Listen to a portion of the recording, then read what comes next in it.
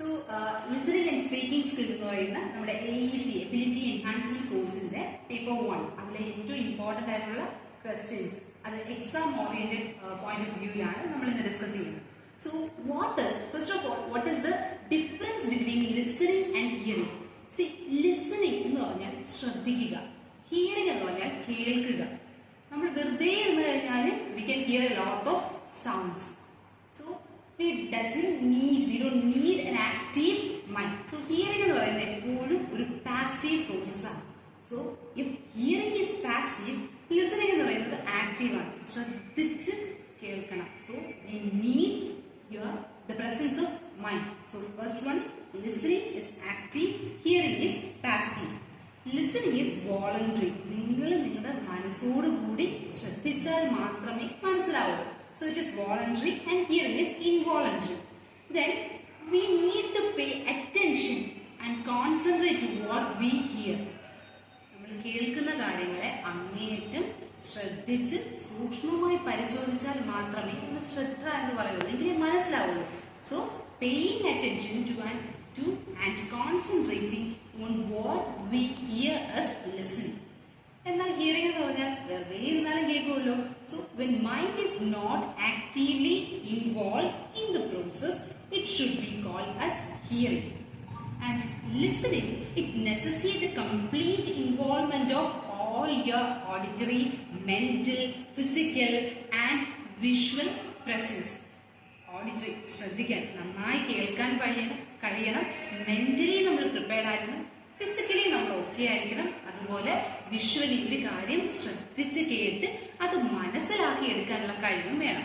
And example for listening is listening to a lecture, ഒരു class ശ്രദ്ധിച്ച് കേൾക്കുന്നത്. But hearing, one may hear a lot of sounds while attending a class. നമ്മൾ ക്ലാസ്സിൽ ഇരിക്കുമ്പോഴത്തേക്കും ഫാനിന്റെ sound കേൾക്കും, കൂട്ടുകാർ സംസാരിക്കുന്നതിന്റെ സൗണ്ട് കേൾക്കും, ഫോൺ വൈബ്രേറ്റ് ചെയ്യുന്ന കേൾക്കും, അങ്ങനെ എല്ലാം. One may hear many sounds while sitting in a class is an example for hearing. So ഏറ്റവും ഇമ്പോർട്ടന്റ് ആയിട്ടുള്ള കാര്യം ഫസ്റ്റ് പോയിന്റ് എന്ന് പറയുന്നത് ഇതാണ്, differentiate between listening and hearing. The next thing is the process of listening. നമ്മൾ ഒരു കാര്യം എങ്ങനെയാണ് ശ്രദ്ധിച്ച് കേൾക്കേണ്ടത്? അപ്പം ശ്രദ്ധിച്ച് കേൾക്കുമ്പോഴേക്കും ആദ്യം എന്താണ്? കേൾക്കുകയാണ്. So the first step is hearing, കേൾക്കുക. Then we need to understand, മനസ്സിലാക്കുക. Hearing, അണ്ടർസ്റ്റാൻഡിങ്, മനസ്സിലാക്കുന്നത് എന്താണ് തിരിച്ചറിയാൻ കഴിയണം. Understanding and recognising. And the third step is interpreting. So we need to interpret, ആ കേട്ട കാര്യം എന്താണ് എന്ന് നമ്മൾ തന്നെ വിശകലനം ചെയ്യുകയാണ്. ഇന്റർപ്രിറ്റിംഗ് ആൻഡ് ഇവാലുവേറ്റിംഗ്. ദെൻ ഒരു കാര്യം കേട്ടു, മനസ്സിലായി, ഒന്ന് അനലൈസ് ചെയ്ത് നോക്കി, then definitely we will respond. So the next step is responding. So നമ്മളോട് ഒരാൾ ഒരു കാര്യം പറയുന്നത് നമ്മൾ കേട്ടു, കേട്ടോണ്ടിരുന്നു, അതെന്തിനെ പറ്റിയിട്ടാണെന്ന് മനസ്സിലാക്കി, അതിനുശേഷം നമ്മൾ അവർക്ക് ഒരു ഉത്തരം കൊടുക്കുകയാണ്. That is responding. ആൻഡ് കൊടുത്ത കാര്യം എന്താണെങ്കിലും ശരി നമ്മളത് ഓർത്ത് വെക്കും. And final step in the process of listening is remembering. So hearing, understanding and recognising, ഇന്റർപ്രിറ്റിംഗ്, evaluating, responding and remembering. ഇനി ശ്രദ്ധിച്ച് കേൾക്കാൻ വേണ്ടി നമ്മൾ വിചാരിക്കും, നമ്മൾ മനസ്സുകൊണ്ട് ഓക്കെയാണ് ശ്രദ്ധിച്ച് കേൾക്കാം. So what are the problems in listening? So the third point is, what are the problems in listening? ശ്രദ്ധിച്ച് കേൾക്കാൻ എന്തൊക്കെയാണ് പറ്റാത്തത്? ഇപ്പം എല്ലാ പേർക്കും ഇംഗ്ലീഷ് കേട്ട് കഴിഞ്ഞാൽ പെട്ടെന്ന് പഠിക്കാൻ പറ്റുമോ? ഇല്ല. അതിന്റെ പ്രധാന കാര്യം എന്താണ്? Trouble in catching the actual sounds in English language. നമുക്ക് ശരിയായ രീതിക്ക് എല്ലാ സൗണ്ട്സും English language, any language, let it be any other language, ഏത് ലാംഗ്വേജിലാണെങ്കിലും ആ ഭാഷ നമുക്ക് കൃത്യമായിട്ട്, സൗണ്ട്സ് നമുക്ക് കൃത്യമായി കിട്ടാറില്ല. It's A problem. ദെൻ വളരെ പെട്ടെന്ന് കടന്നു പോയി കഴിഞ്ഞാൽ inability to understand fast, natural, native sounding speech. The third thing is need to hear things more than once. ഒന്നിലേറെ പ്രാവശ്യം കേട്ടാൽ മാത്രമേ നമുക്ക് മനസ്സിലാകുള്ളൂ. And next is limited vocabulary power. നിങ്ങൾക്ക് എല്ലാവർക്കും ശശി തരൂർ പറയുന്ന സ്പീച്ച് മനസ്സിലാവും? ഇല്ലല്ലോ. അതുപോലെ പെട്ടെന്ന് ചടവടാന്ന് പറഞ്ഞ ഓരോ വാക്കുകൾ പറഞ്ഞു കഴിഞ്ഞാൽ we couldn't realize what is the meaning of those things. അതിന് കാര്യം എന്ന് വെച്ച് കഴിഞ്ഞാൽ you have a limited vocabulary power. ഒരു വാക്കിന് ഒരു മീനിങ് ആ രീതിക്ക് മനസ്സിലാക്കി വെക്കുന്നത് കൊണ്ടാണ്. സോ ഇതെല്ലാം These are a few problems in listening. So the problems in listening is also very important. And next thing is the barriers to listening. ശ്രദ്ധിച്ച് കേൾക്കാൻ പറ്റാത്തതിന്റെ തടസ്സങ്ങൾ എന്തൊക്കെയാണ്, ശരിക്കുമുള്ള തടസ്സങ്ങൾ എന്തൊക്കെയാണ്? അങ്ങനെ നമുക്ക് കുറച്ച് പോയിന്റ്സ് ആയിട്ട് തന്നെ ഡിവൈഡ് ചെയ്യാം. The first thing is psychological barrier. കേൾക്കണമെന്നൊക്കെ ഉള്ളൂ, പക്ഷേ ശ്രദ്ധിച്ച് കേൾക്കാൻ പറ്റുന്നില്ല.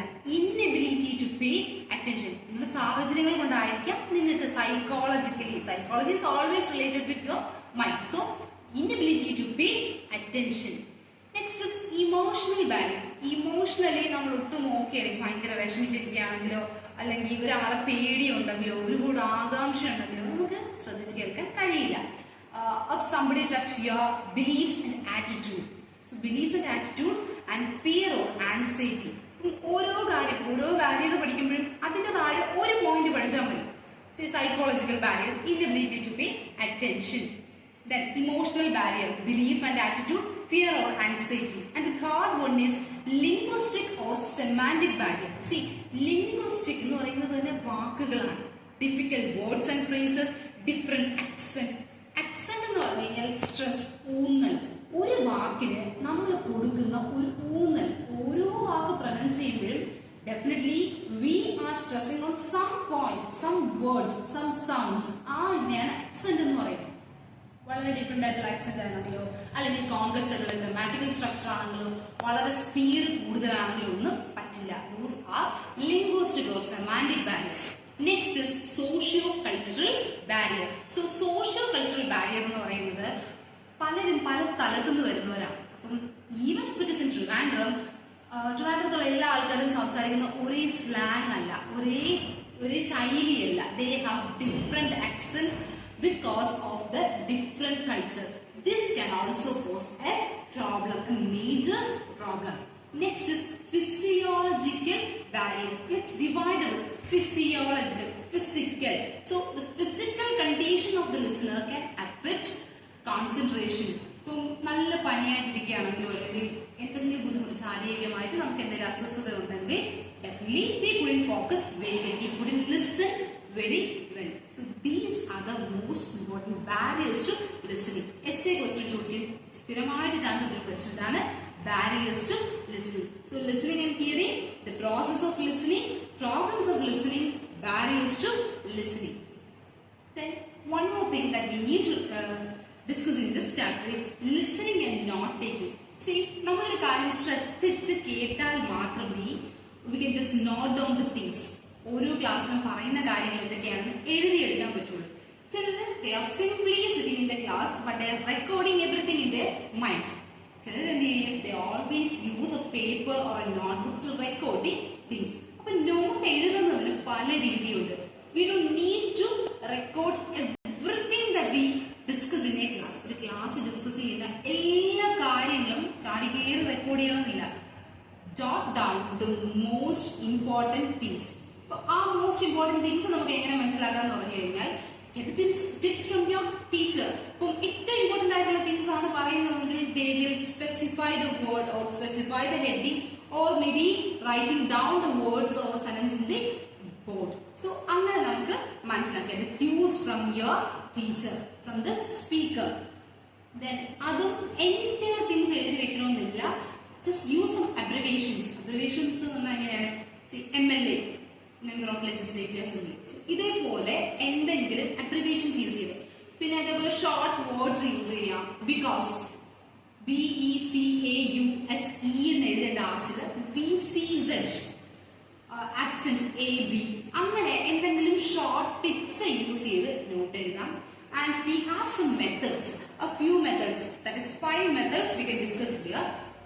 First method is kernel method. Kernel method എന്ന് പറഞ്ഞു കഴിഞ്ഞാൽ നമ്മൾ കേൾക്കുന്ന കാര്യത്തിനെ take a fresh page, divide it into 2 sections, 2 column ആയിട്ട് ഡിവൈഡ് ചെയ്യുക. ഒരു സൈഡിൽ ആ points means what is the heading അത് മാത്രം എഴുതുക, and the explanation on the next side, next column. ഇതിനെയാണ് kernel method എന്ന് പറയുന്നത്. And another method is outlining method.